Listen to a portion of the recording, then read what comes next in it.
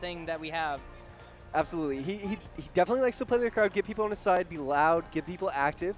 I think Kamon, as you said too, he's a flashy player in the sense that he's committed to, again, playing a specific type of Darkrai. Yeah. A few months ago at Pokken Tournament Oceania Internationals, we saw Midori, an Australian player who really honed his skills in Japan, became really one of the global masters of Darkrai, and exhibited this really powerful rushdown style Darkrai. But his game plan was always to take them to Bad Dreams Rising, that enhanced form, as quickly as possible. Kamon sort of the inverse of that. Kamon plays a sharp, clean field phase, dedicated with that back homing, that back X. But Kamon will keep you in field phase if he thinks you don't know how to play it. Yeah. And if he wants to set up a better shift into BDR. So we'll look for that in this matchup. We're going to look for how he plays field phase, where he chooses to shift or doesn't, what resets he goes for. And Slip, what character do you think he's going to play to? Okay. So lately, Slip has not been choosing Libre because he's having a bit of trouble with, he's having a little bit of a character crisis recently. Yeah, I would say that Slip is just dedicated to learning matchups over learning, like, mastering characters. He wants to master matchups, and he's seeing characters as tools in which to master those matchups. Yeah. Like, recently, he's been using a lot of Decidueye. Like, it changes up, like, every other tournament. Yep. So I wouldn't be surprised if we see a Decidueye. Aegislash? Aegislash definitely would be a strong pick for him. I'm honestly tempted because SlippingBug is a very, very sassy man. What is Slip doing? Slip is customizing a character. Slip is setting his default, his partner Pokemon. Someone help this man. Someone help this man. He is lost in Pokken Arena screens. Oh no. Okay. Okay, but he did pick Aegislash, so this might be a hint. Oh, did he? That could be a hint, you're right. Yeah, he did pick Aegislash as his partner Pokemon, so who knows? This might be a sneak peek. The breadcrumbs of Slip's future choices coming out. So I wonder if Slip is actually going to try to turn off Nia. We talked about a lot during this tournament that he was like, Nia needs to be off on all setups. I don't want any coaching allowed. Yeah. Yeah, it's gonna be interesting. I think, so to your point, Slip plays Decidueye. He has won numerous tournaments with Decidueye. I think he's probably the best Decidueye in North America right now, especially by results. I definitely wouldn't fault you with that. And one thing about that character, especially in his matchup versus Darkrai, is that it's a strong matchup.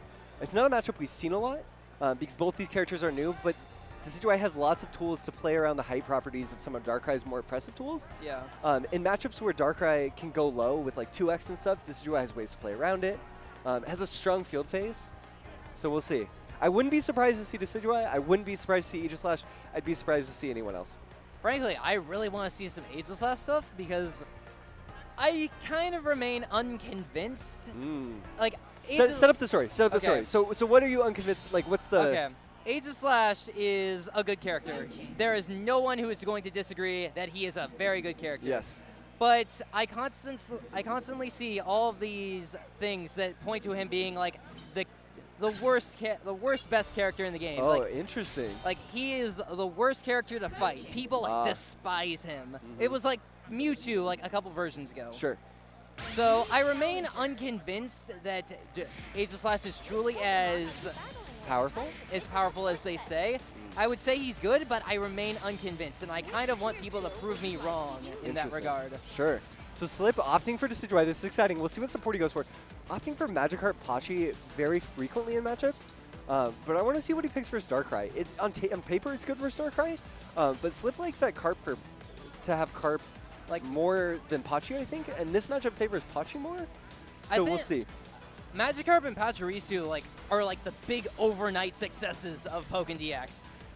Both huge buffs. Yeah, both massive buffs. The timer for Magikarp is a major factor now, from making Magikarp a okay to bad assist to one of the best in the game that's always considered. And then Pachirisu was just always like this. It was always pretty good. Yeah, and but there was not like a lot of reason to run it because it was just like one thing. Yeah, the timer actually did get better on Pachi. Yeah. And Magikarp, given the 15-second speed debuff, which is pretty crazy. I think Darkrai with his speed debuff is actually not that scary. I mean, he's scary, but his movement is lacking already. So, yeah. I think the main reason you play Magikarp for Darkrai is because that stops him from just throwing things at you from the other side of the screen.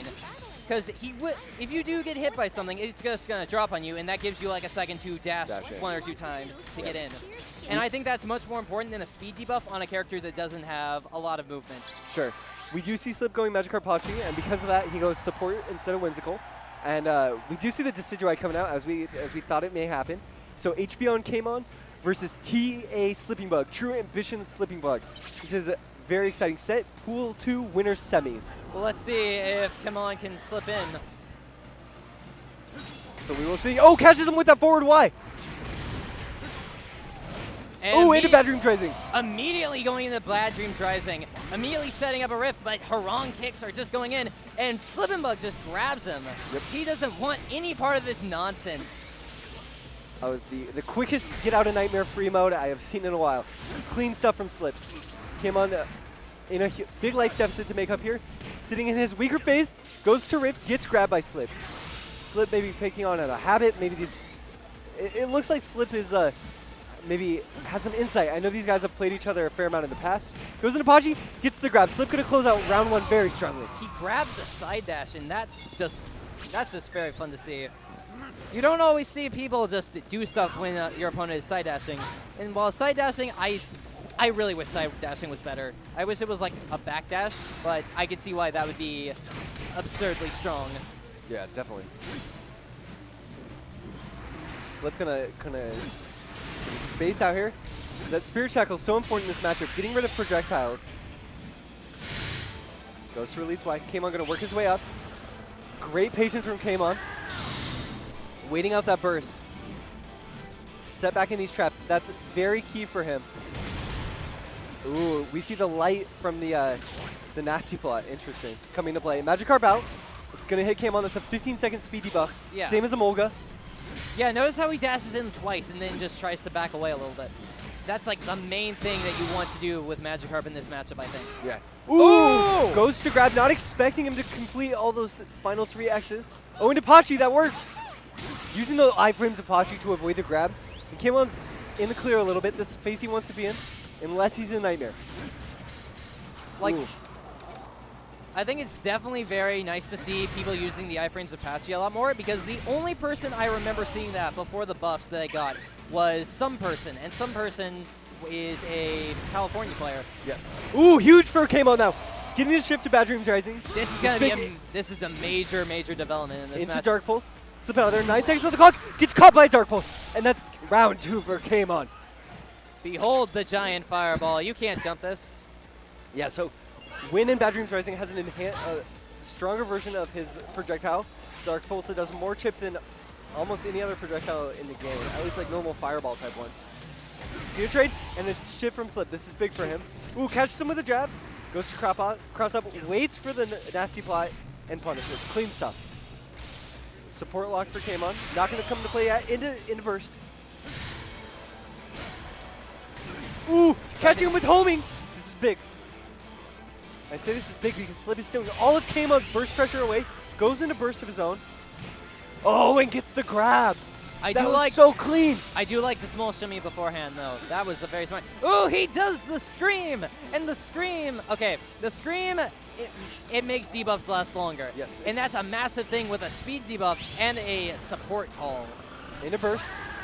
Catches Kamon jumping. This is going to be big damage. That support debuff just won't go away. That Magikarp is just going to be sitting on the bench. Yes, we'll see if Slip can close this out with this burst. No, 18 life, HP left. Kamon's still in this.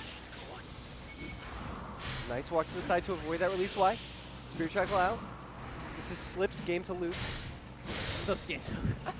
Oh, and gets the grab. Kamon playing patiently, doesn't want to extend, and SlippingBug going to close out game 1 against Kamon. 2 out of 3, still in pools. So we're going to continue on. Kamon needs to make something happen here. I think that Slip found a lot of grabs that first game. He did. So I think it's going to be Jin, one of the other, one of the strongest Darkrai's in the country, along with Kamon. We see them working together. Jin giving Kamon some coaching here. I'd be curious to hear what he's saying, but we of course cannot know. But I think that's yo. Stop getting grabbed. Well, and that's the thing, too. That's the whole thing about this set. If Kamon can find these techs, this is a whole different matchup. But he needs to find these throw techs. It's definitely like the main thing. Kamon needs to stop fearing Slip a little bit more and actually start fighting back in the corner, because that's where Slip is getting most of his damage. And throw tech's so valuable for Darkrai, especially when he's not a Nightmare, because they take you to Nightmare. So each one of those is a huge missed opportunity, maybe even more so for for Darkrai than some other characters. Yeah, it definitely hurts him a lot more than I would say Weavile or like Scizor. Ooh, another forward wide shift. Came on in the corner, but he's here to fight. Into a grab of his zone, getting grabbed though. Slip with the just a little bit faster on the uptake. Oh, in a nasty plot. The Leaf Tornado does cause some chip. Double Rifts, Dark Pulse, oh man. Spending his gems. Good awareness from Slip, knowing the mechanics of the Rift. Kamon is trying a bit too hard to get these Dark Pulse. Ooh, but catches it there.